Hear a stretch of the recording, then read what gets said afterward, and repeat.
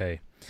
This next question comes from A Goy for Jesus. He says, does Trent believe burning fish guts drives away demons per Tobit?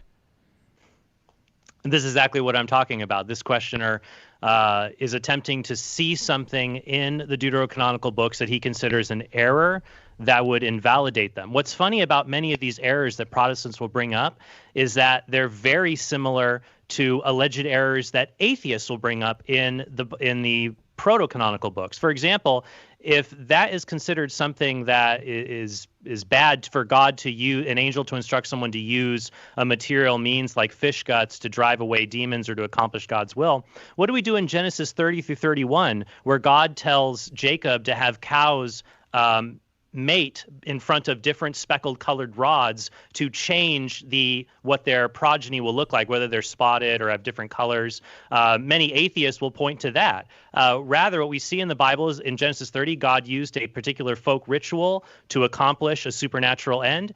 And the same thing happens in the book of Tobit. Though I believe Pliny the Elder, actually in Tobit, it also talks about using fish guts to heal the eyes. Pliny the Elder gives us a similar medical remedy in his own natural writings written around the same time. Okay. Steve? Yeah, Trent, again, is an error, assuming that Protestants begin by already deciding that these books are Scripture. Rather, as a former Catholic, and actually as an unbeliever at one point, I approached every book about both Old and New Testament with the same type of criteria. Unfortunately, what Trent has done, he has already begun by assuming that these books are Scripture, and because they're not Scripture, or because they are Scripture, and he believes it because the church tells them that they are, therefore they can't contain any errors. But again, like it says, even the example that he gives with Jacob, again, Jacob was a farmer, and he would have actually known how to actually mate the cattle or whatever in order for it not to have these spots. Again, the MacArthur Study Bible does an excellent job explaining this, but this is not the same thing as taking fish guts and putting it on your eyes or doing some type of witchcraft type thing in order to have demons to go away. And I would just like to ask Trent, when's the last time that he put fish guts on his eyes for medicinal purposes? Okay. This next question, Super Chat, comes from David. It's not covered under my health plan. Thank you so much, David. You don't got the PPO? They limited my providers. Oh, darn. That's what happens when you work for a Catholic apostolate. All right. So this question comes from David. Oh, best $5 I ever spent.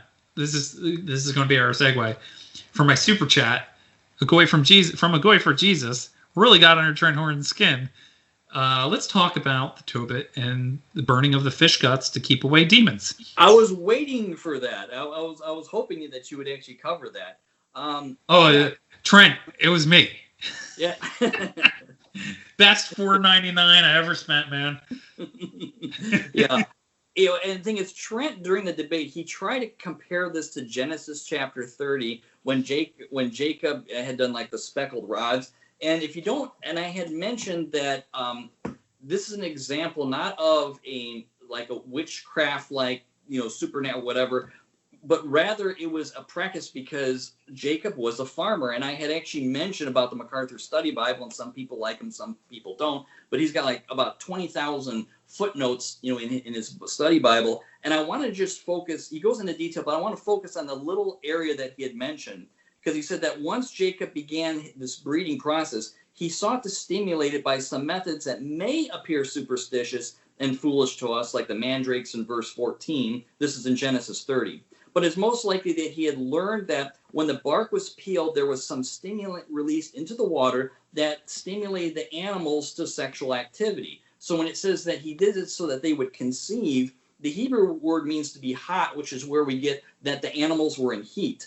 And so his plan was successful. And he had, Jacob was a farmer, and he had known, how to breed animals, which he had done with his father, of 90 years. So this is not the same thing as taking fish guts, burning it to scare away demons, and to, take them and then rub it on your eyes, because Tobit specifically asked him, what is the medicinal purpose of this?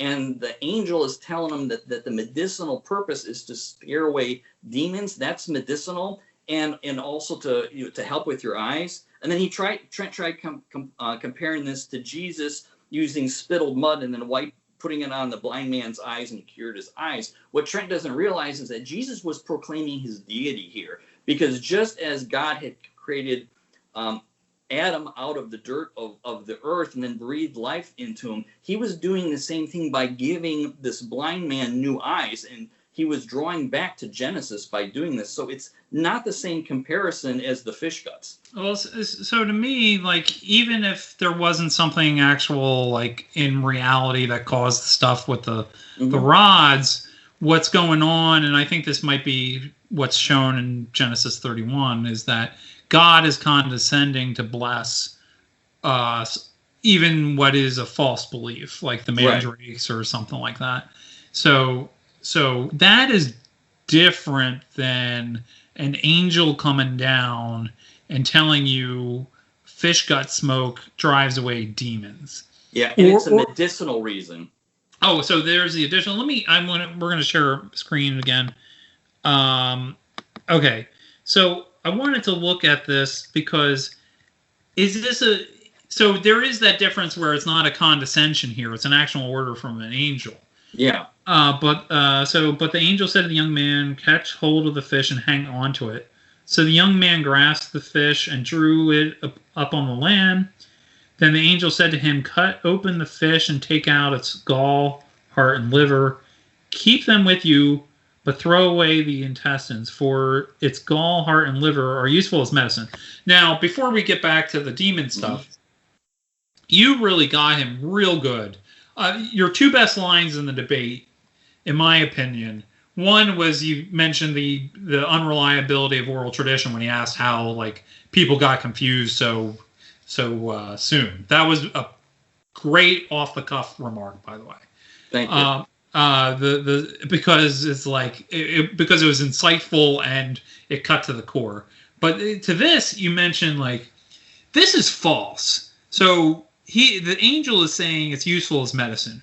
We know that is false. That is not God condescending and saying, "I'm just going to heal this guy because he thinks it's medicine," or something like that, and I'm going to trust, or something like that, or God being merciful.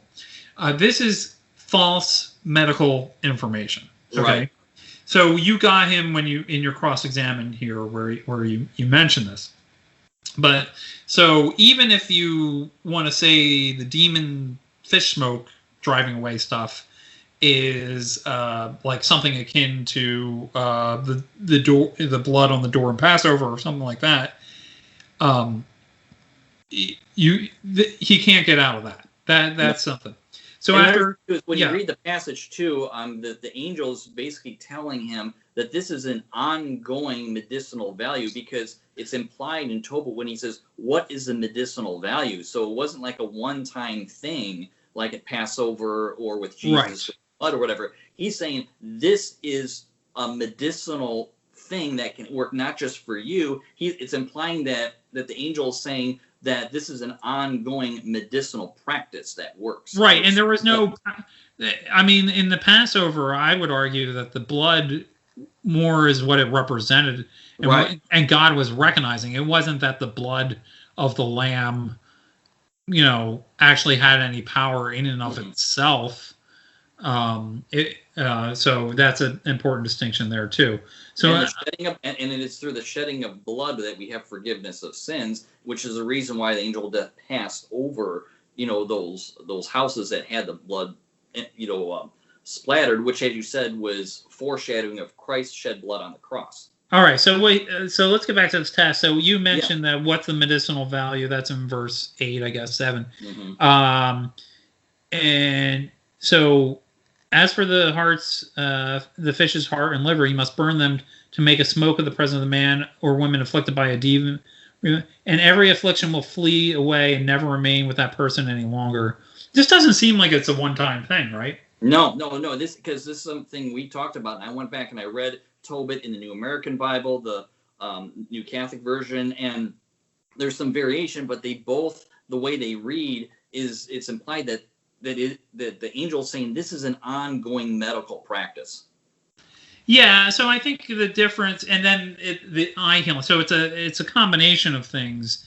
I don't want to say every medical thing is caused by demon or there's no demonic activity, and I don't want to go overboard with that, but like there's no Catholic today who is doing any of this.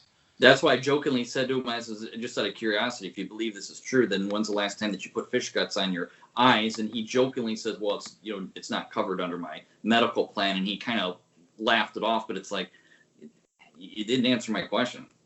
Right. And then that's the comment I was referring to before. Okay. So I think I covered everything I wanted to cover with this. Is there anything you wanted to mention with the inerrancy stuff? I don't think with the inerrancy stuff. No, that's pretty much it. I mean, other than there's a caller or someone that called in and said, "What about Revelation 11:8, where John writes that Jesus died in Sodom?" And I actually read it from the Bible, and it says that the great city, which spiritually is called Sodom, which is where Jesus died. Well, the great city is Jerusalem, and the author is specifically saying that he's spiritually calling Jerusalem Sodom. John is not contradicting his own gospel, that said that he died in Jerusalem, because John, who wrote both of them, was at the cross of Jesus. So obviously he knew where Jesus died. He wouldn't have made that mistake in the book of Revelation.